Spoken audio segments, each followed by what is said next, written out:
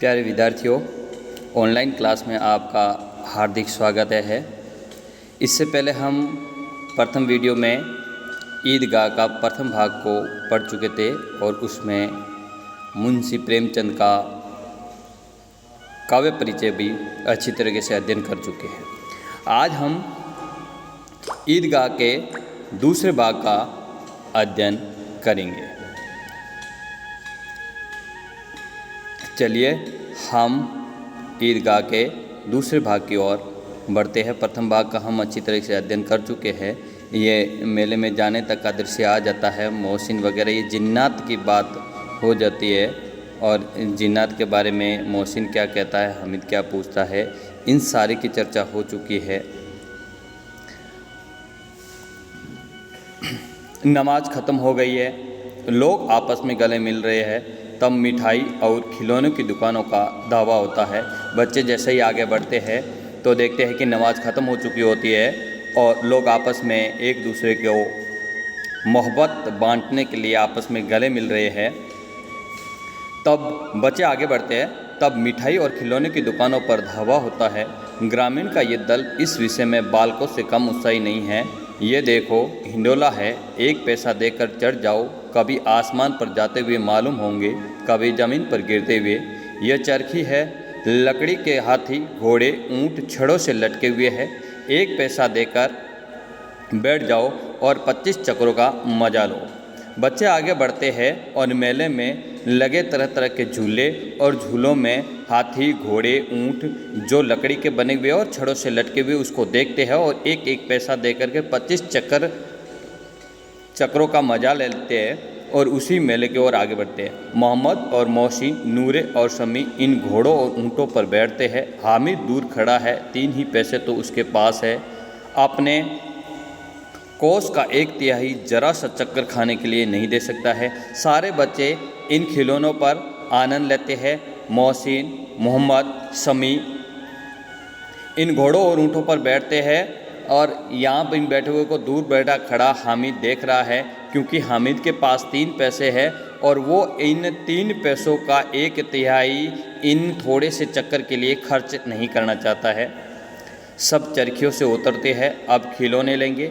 इधर दुकानों की कतार लगी हुई है, तरह तरह के खिलौने हैं। सिपाही और गुजरिया, राजा और वकील, बेस्ती और धोबीन और साधु। वाह, कितने सुंदर खिलौने हैं।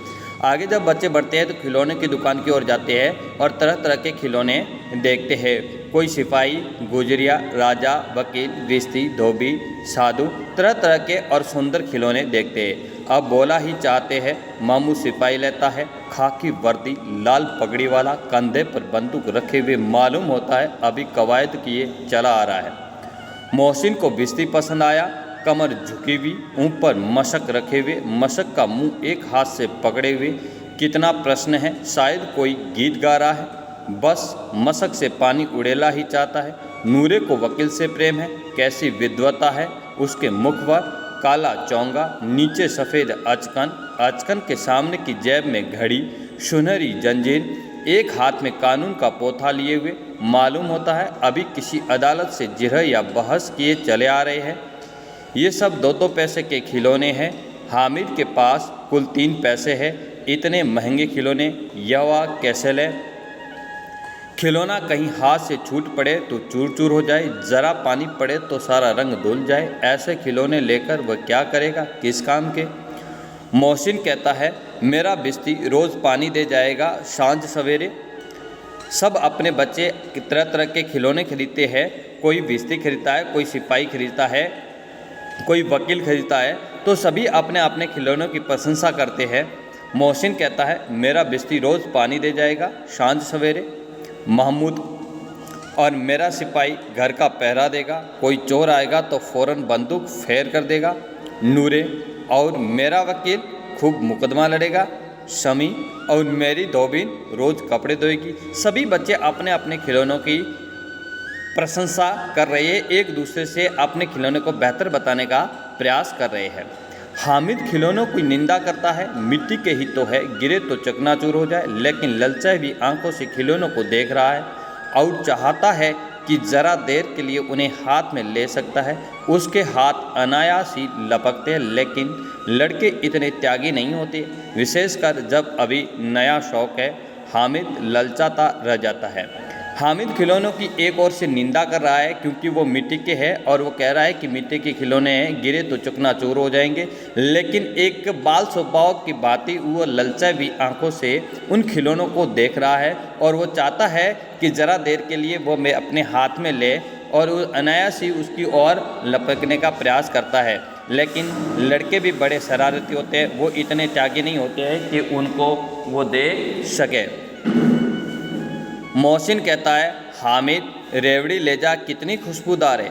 हामिद को संदेह हुआ वो केवल क्रूर विनोद है।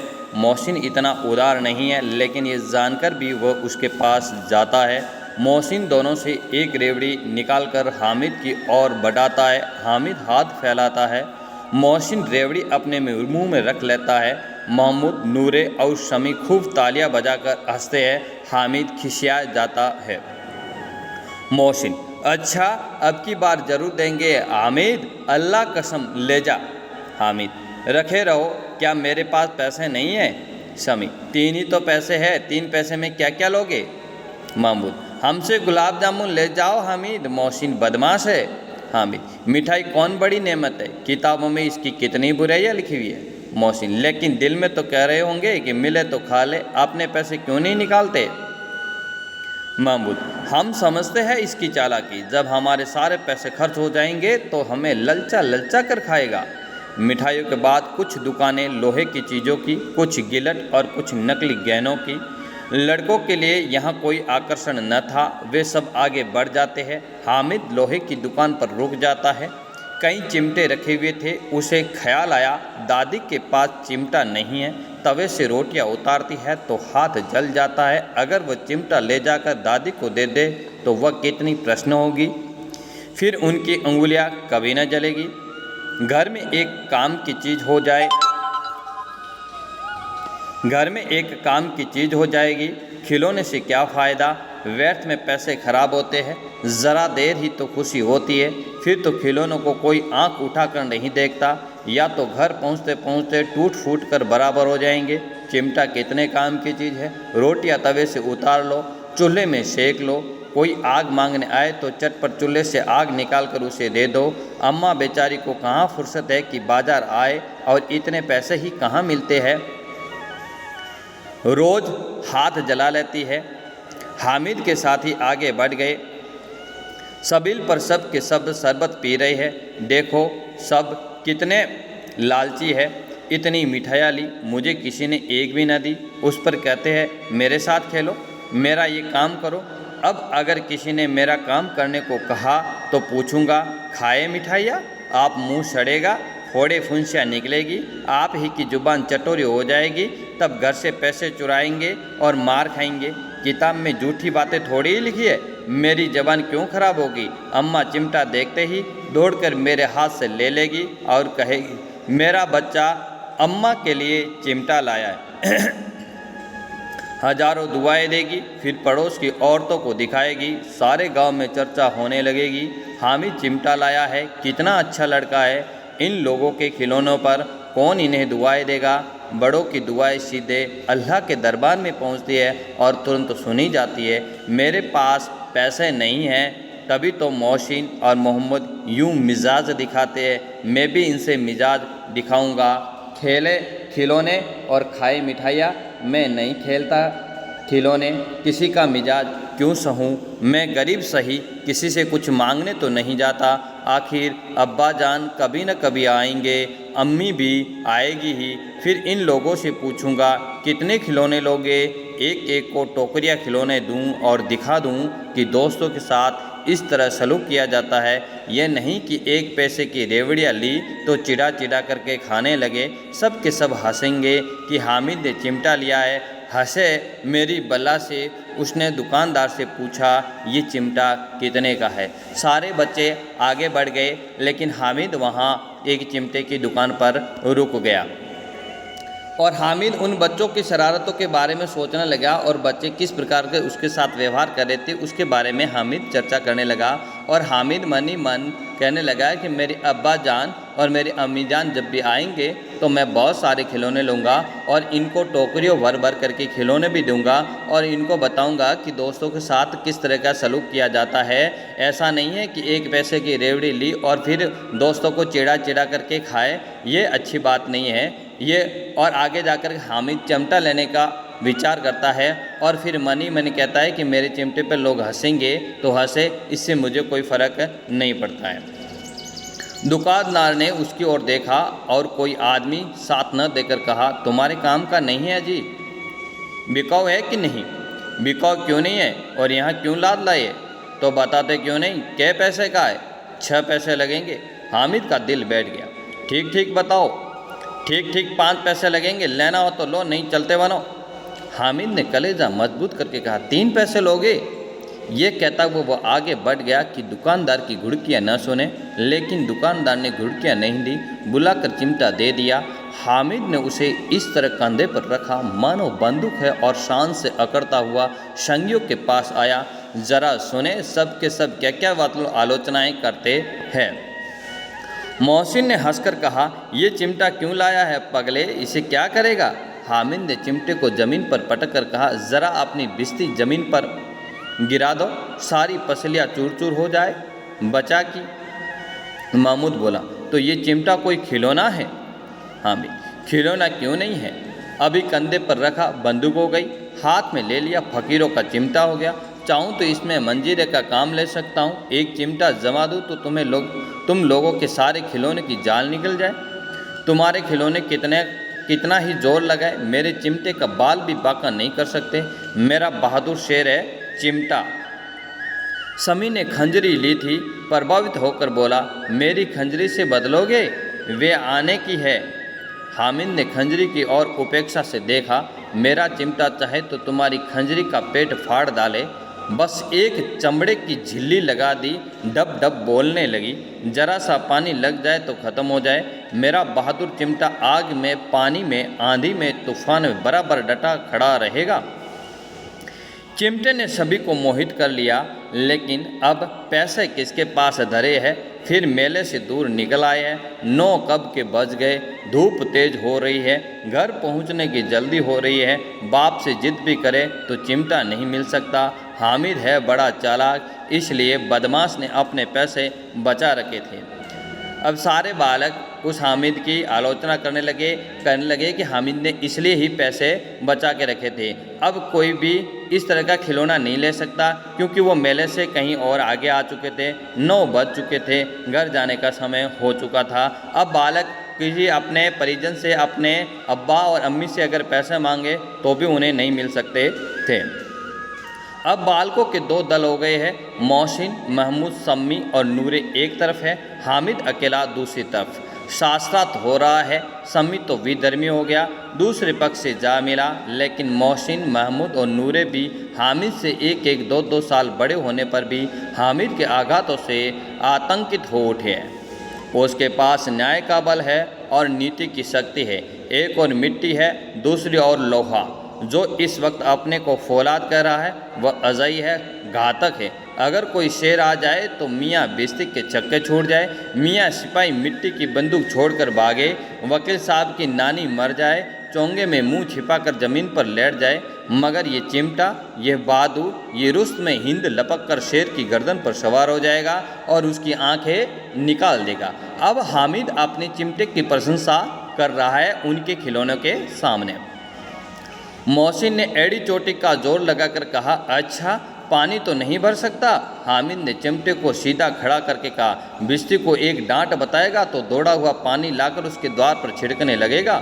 मोहसिन परास्त हो गया, पर मोहम्मद ने कुमुक पहुंचाई, अगर बच्चा पकड़ जाए तो अदालत में बंदे बंदे फिरेंगे, तब तो वकील साहब के पैरों पड़ेंगे। हामिद ने इस प्रबल तर्क का जवाब न दे सका। उसने पूछा, हमें पकड़ने कौन आएगा? नूर ने अकड़ कर कहा, ये सिपाही बंदूक वाला। हामिद ने मुंह चिढ़ा कर कहा, ये बेचारे, हम बहादुर रुस्त में हिंद को पकड़ेंगे? अच्छा लाओ, अभी जरा कुश्ती हो जाए, इसकी सूरत देखकर दूर से भागेंगे, पकड़ेंगे क्या बेचारे? मोहसिन को एक नई चोट सूझ गई। तुम्हारे चिमटे का मुंह रोज आग में जलेगा। उसने समझा था कि हामिद लाजवाब हो जाएगा, लेकिन ये बात न हुई। हामिद ने तुरंत जवाब दिया, आग में बहादुरी कूदती है जनाब। तुम्हारे ये वकील, सिपाही और बिस्ती लेंडियों की तरह घर में घुस जाएंगे। आग में कूदना वह काम है जो ये रुस्तम हिंद ही कर सकता है। महमूद ने एक जोर लगाया, वकील साहब कुर्सी मेज पर बैठेंगे, तुम्हारा चिमटा तो बावर्ची खाने में ज़मीन पर पड़ा रहेगा। इस तरक ने शम्मी और नूरे को भी सजीव कर दिया। कितने ठिकाने की बात कही है पट्ठे ने। चिमटा बावर्ची खाने में पड़ा रहने के सिवा और क्या कर सकता है। हामिद को कोई फड़कता हुआ जवाब न सूझा तो उसने धांधली शुरू की, मेरा चिमटा बावर्ची खाने में नहीं रहेगा। वकील साहब कुर्सी पर बैठेंगे तो जाकर उन्हें ज़मीन पर पटक देगा और उनका कानून उनके पेट में डाल देगा। बात कुछ न बनी नहीं। खासी गाल गलौच थी, लेकिन कानून को पेट में डालने वाली बात छा गई। ऐसी छा गई कि तीनों सुरमा मुंह ताकते रह गए, मानो कोई धेलचा कन कौआ किसी गंडे वाले कन कौए को काट गया हो। कानून मुंह में बाहर निकलने वाली चीज़ है, इसको पेट के अंदर डाल दिया जाना बेतु किसी बात होने पर भी कुछ नयापन रखती है। हामिद ने मैदान मार लिया। उसका चिमटा रुस्तम हिंद है। अब उसमें मोहसिन, महमूद, नूरे, शम्मी किसी को भी आपत्ति नहीं हो सकती। विजेता को हारने वाले से जो सत्कार मिलना स्वाभाविक है, वह हामिद को भी मिला। औरों ने 3-3, 4-4 आने पैसे खर्च किए पर कोई काम की चीज़ न ले सके। हामिद ने 3 पैसे में रंग जमा लिया। सच ही तो है, खिलौने का क्या भरोसा, टूट फूट जाएंगे। हामिद का चिमटा तो बना रहेगा बरसों। संधि की शर्तें तय होने लगी। मोहसिन ने कहा, ज़रा अपना चिमटा दो, हम भी देखें। तुम हमारा बिस्ती लेकर देखो। मोहम्मद और नूरे ने भी अपने अपने खिलौने पेश किए। हामिद को इन शर्तों के मानने में कोई आपत्ति न थी। चिमटा बारी बारी से सबके हाथ में गया और उनके खिलौने बारी बारी से हामिद के हाथ में आए। और कितने खूबसूरत खिलौने हैं। तो अब सारे बच्चों उस हामिद के चिमटे के सामने परास्त हो गए थे और बारी बारी से सब दोस्ती करने का प्रयास कर रहे थे, क्योंकि वो बाजी में हामिद से हार चुके थे। और अब सारे हारे हुए जीते हुए के पक्ष में जाते हैं और हामिद के पक्ष में बोलने लगते हैं और बारी बारी से अपने खिलौने दे करके और उसके चिमटे को अपने हाथ में लेना चाहते हैं और हामिद के हाथ में आए। और हामिद ने खिलौनों को दे करके मन ही मन ललचाए कि कितने खूबसूरत खिलौने हैं। हामिद ने हारने वालों के आंसू पोंछे, मैं तुम्हें चिढ़ा रहा था, सच ये चिमटा भला इन खिलौनों की क्या बराबरी करेगा। मालूम होता है अब बोले। लेकिन मोहसिन की पार्टी को इस दिलासे से संतोष नहीं होता। चिमटे का सिक्का खूब बैठ गया। चिपका हुआ टिकट अब पानी से नहीं छूट रहा है। मोहसिन, लेकिन इन खिलौनों के लिए कोई हमें दुआ तो नहीं देगा। महमूद, दुआ को लिए फिरते हो, उल्टे मार ना पड़े। अम्मा ज़रूर कहेगी मेले में यही मिट्टी के खिलौने तुम्हें मिले। हामिद को स्वीकार करना पड़ा कि खिलौनों को देखकर किसी की माँ इतनी खुश न होगी जितनी दादी चिमटे को देखकर होगी। 3 पैसों ही में तो उसे सब कुछ करना था और इन पैसों के इस उपयोग पर पछतावे की बिल्कुल ज़रूरत न थी। फिर अब तो चिमटा रुस्तम हिंद है और सभी खिलौनों का बादशाह।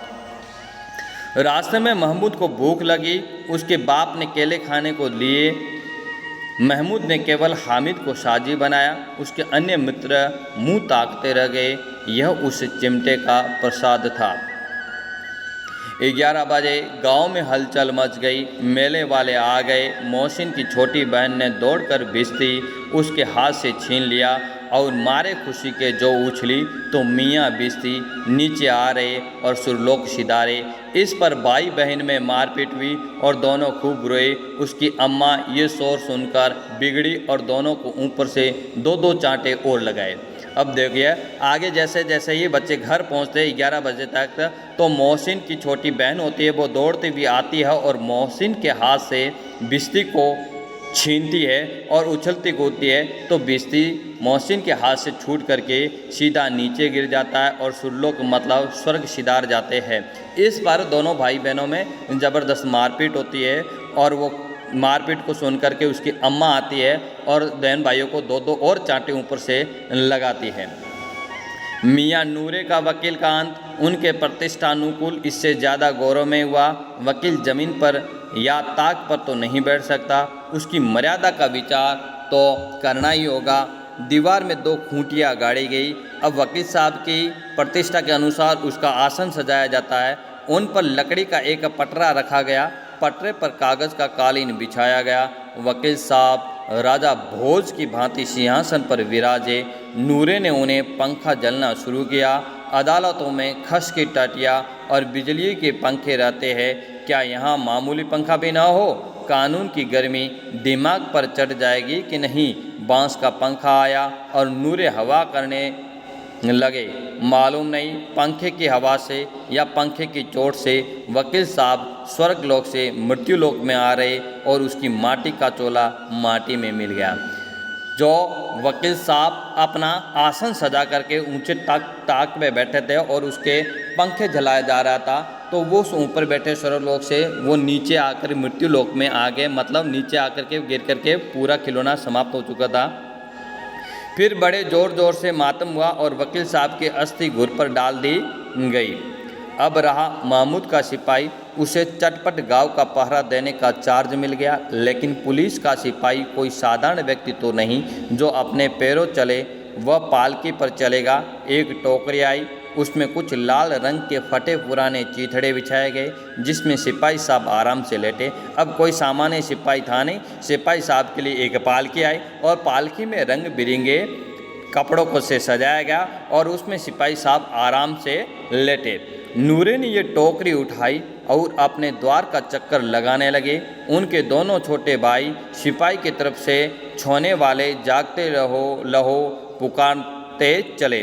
उनके दोनों भाई थे छोटे छोटे, वो कहने लगे छोने वाले जागते लहो पुकारते चलते हैं, मगर रात तो अंधेरी होनी चाहिए। महमूद को ठोकर लग जाती है, टोकरी उसके हाथ से छूटकर गिर पड़ती है और मियाँ सिपाही अपनी बंदूक लिए ज़मीन पर आ जाते हैं और उनकी एक टांग में विकार आ जाता है। महमूद को आज ज्ञात हुआ कि वह अच्छा डॉक्टर है। उसको ऐसा मरहम मिल गया कि जिससे वह टूटी टांग को आनन फानन जोड़ सकता है। केवल गुल्लर का दूध चाहिए, गुल्लर का दूध आता है और टांग जोड़ दी जाती है। लेकिन सिपाही को जो ही खड़ा किया जाता है, टांग जवाब दे देती है। शल्य क्रिया असफल हुई, तब उसकी दूसरी टांग भी तोड़ दी जाती है।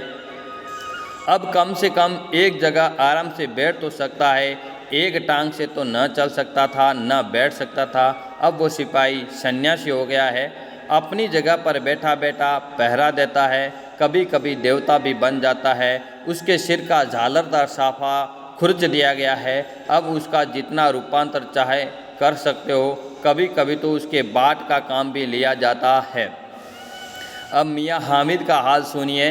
अमीना उसकी आवाज़ सुनते ही दौड़ी और उसे गोद में उठाकर प्यार करने लगी। सहसा उसके हाथ से चिमटा देखकर वह चौंकी। ये चिमटा कहाँ था? मैंने मोल लिया है। के पैसे में? 3 पैसे दिए। अमीना ने छाती पीट ली। ये कैसा बेसमझ लड़का है कि दोपहर हुआ कुछ खाया ना पिया, लाया क्या? चिमटा। सारे मेले में तुझे और कोई चीज़ न मिली जो ये लोहे का चिमटा उठा लाया? हामिद ने अपराधी भाव से कहा, तुम्हारी अंगुलियां तवे से जल जाती थी इसलिए मैंने इससे लिया। बुढ़िया का क्रोध तुरंत स्नेह में बदल गया और स्नेह भी वह नहीं जो प्रगल्भ होता और अपनी सारी कसक शब्दों में बिखेर देता है। ये मूक स्नेह था, खूब ठोस रस और स्वाद से भरा हुआ। बच्चों में कितना त्याग, कितना सद्भाव, कितना विवेक है। दूसरों को खिलौने लेते और मिठाइयाँ खाते देखकर उसका मन कितना ललचाया होगा। इतना जब्त इससे हुआ कैसे? वहाँ भी इसे अपनी बुढ़िया दादी की याद बनी रही। अमीना का मन गदगद हो गया। और अब एक बड़ी विचित्र बात हुई। हामिद के इस चिमटे से भी विचित्र। बच्चे हामिद ने बुढ़े हामिद का पार्ट खेला था। बुढ़िया अमीना बालिका अमीना बन गई। वह रोने लगी, दामन फैलाकर हामिद को दुआएं देती जाती थी और आंसू की बड़ी बड़ी बूंदें गिराती जाती थी। हामिद इसका रहस्य क्या समझता। सारे बच्चे जब घर पहुँचे, जो हामिद भी घर पहुँचा और उसकी अम्मा उससे दौड़ते हुए सामने आई और अपनी गोद में लेने लगी। और गोद में लेते ही उसके हाथ में जब चिमटा देखा तो उसने पूछा कि ये क्या है तुझे चिमटा, तुम मेले में ये चिमटा ही लिया, दूसरी चीज़ नहीं मिली? तो उसने धीरे से जवाब दिया कि अम्मा आपकी तवे से रोटियां उतारते हाथ जल जाता था, इसलिए मैंने ये चिमटा लिया। बूढ़ी अमीना के आंखों में आंसू आ गए, वो गदगद होकर रोने लगी। उन्होंने कहा कि इस बच्चे ने अपने बालोचित मन पर कितना संयम रखा, दूसरे बच्चों को खिलौने मिठाइयाँ खाते देखकर इसका मन भी कितना ललचाया होगा, फिर भी इसने संयम रखा। और वहाँ भी इसे उस इतने भरे हुए मेलों और मिठाइयों के बीच में भी इसे अपनी बुढ़िया दादी की याद रही और अमीना गदगद होने लगी और रोने लगी। वह प्रसन्नता के आंसू थे। अब ये विचित्र बात हुई कि हामिद ने बुढ़िया अमीना को बालक अमीना बना दिया। अब बालक हामिद है एक बुजुर्ग की तरह या बड़े समझदार की तरह उसने अपना रोल निभाया था, इसलिए आज बालिक अमीना थी वो बालिका अमीना बन गई और जो हामिद था वो बुढ़े हामिद का पार्ट खेल गया, मतलब समझदारी का काम कर गया।